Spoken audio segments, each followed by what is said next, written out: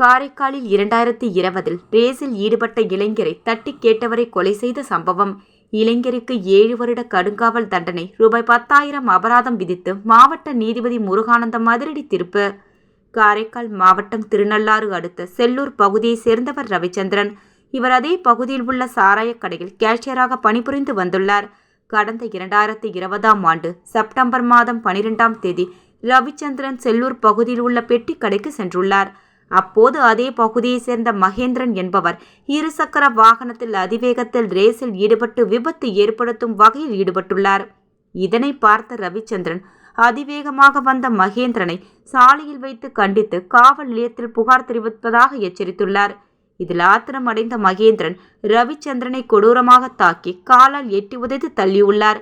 இதில் ரவிச்சந்திரன் பலத்த காயமடைந்து கீழே விழுந்த நிலையில் இருந்தவரை அக்கம் பக்கத்தினர் மீட்டு அரசு மருத்துவமனைக்கு அனுப்பி வைக்கும் வழியில் பரிதாபமாக உயிரிழந்துள்ளார்.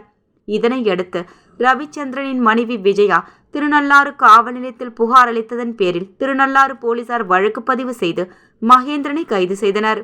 இவ்வழக்கு கடந்த 4 வருடங்களாக காரைக்கால் மாவட்ட நீதிமன்றத்தில் விசாரணை செய்த நிலையில் இன்று மாலை தீர்ப்பு வழங்கப்பட்டது. தீர்ப்பில் குற்றம் சாட்டப்பட்ட மகேந்திரனுக்கு 7 வருடங்கள் கடுங்காவல் தண்டனையும் ரூபாய் 10,000 அபராதம் விதித்து மாவட்ட நீதிபதி முருகானந்தம் உத்தரவு பிறப்பித்தார். இதனையடுத்து கைது செய்யப்பட்ட மகேந்திரன் புதுச்சேரி காலாப்பட்டில் உள்ள மத்திய சிறைக்கு கொண்டு செல்லப்பட்டார்.